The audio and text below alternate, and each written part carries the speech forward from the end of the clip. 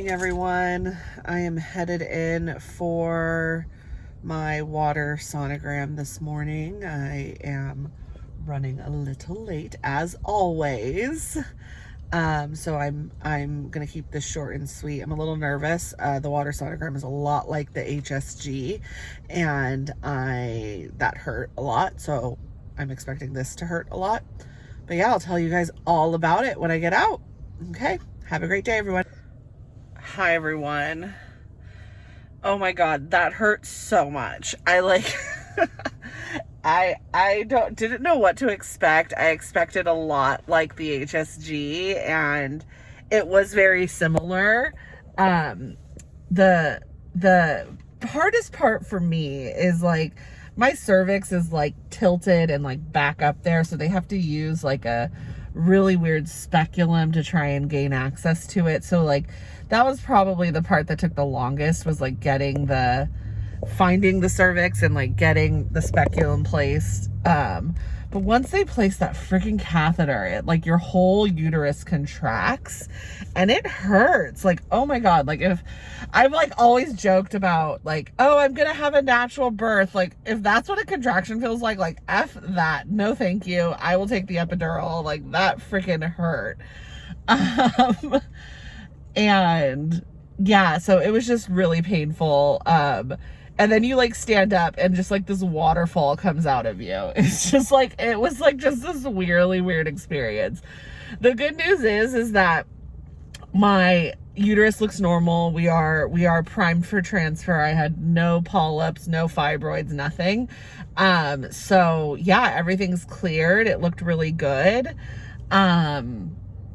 So yeah, like I mean, it was a good result, but oh my goodness, it hurt. Like, it was like, I just was like, I don't know. Like, I don't know how to explain the feelings that you have, but I think if you've had a baby before, my assumption is it feels a lot like a contraction, which is interesting. So like now I kind of know what that feels like, and that's what she told me. She said, if you've had kids before, it's a lot easier. She's like, if you haven't had kids, it's like way more painful. And so yeah, so my uterus was just like kept contracting, and because when the fluid was in there, it just kept contracting, and so it was just like really, really painful. But it's okay. It was over once they got the catheter placed. It was over pretty quickly, and I'm in a little bit of pain right now. My back, like lower back, hurts. Very similar to like period pain. Yeah, so I'll check in with you guys a little later, once I've kind of recovered, to see like how long the pain really lasts. And yeah, and then I'm waiting for a call from my nurse, just confirming everything's normal. So once I get that phone call, I will update you guys. All right, thank you. Bye. Hi, everyone. I just wanted to get on and update you about this week. So yeah, we had our water sonogram, which I've already shared a little bit about what that was like. And so but I didn't really talk about what the purpose of it was. So the whole point of the water sonogram is to tell if your uterus is normal. It's really all it is. And so what they do is they thread a catheter through your cervix and then fill it with saline solution, and then go to put an ultrasound machine in to look at your uterus. And the saline makes the uterus stand out on the ultrasound machine. That's really the whole purpose of the saline. It was definitely an experience. Yeah, it hurt. My cervix was,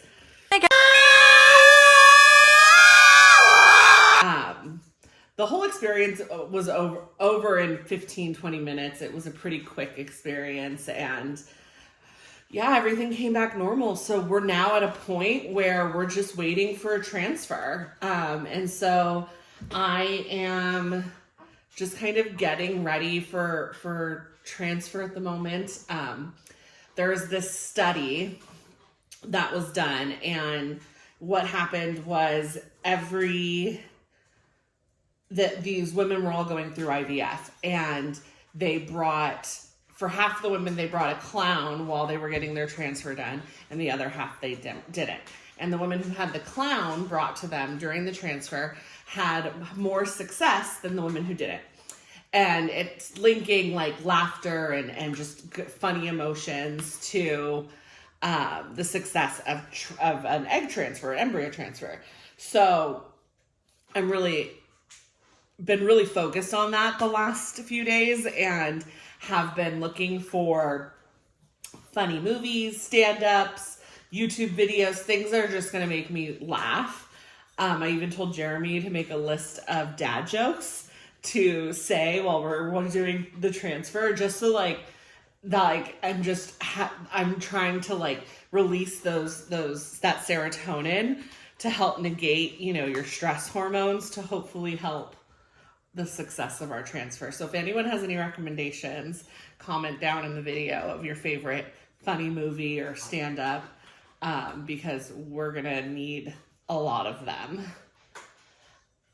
Some other things that I'm doing, I've really just been trying to practice self-care, just really focusing on taking care of myself right now, taking care of, really just getting my body in a place where I'm just, keeping stress at bay. So I've just been, doing a lot of meditating. I went and got a massage today, and have just been trying to stay really, really, really calm. And yeah, and then lastly, another thing that is helpful for me, I'm such a planner. And so just like keeping my mind occupied right now with planning for not just the transfer, but for, potentially having a child is helpful for me. But it's also kind of scary, because then like if it doesn't work, then, leads to more devastation.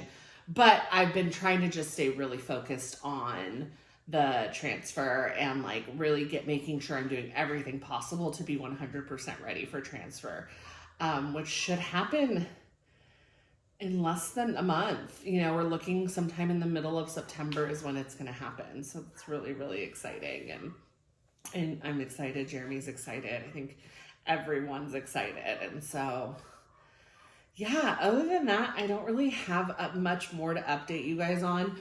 I think, we have a couple of weeks before really anything else is going to happen. So I've made a couple of lists of different videos that I think would be interesting that I thought of recording. But if there's anything that you want to know about our journey, comment down below, and we'll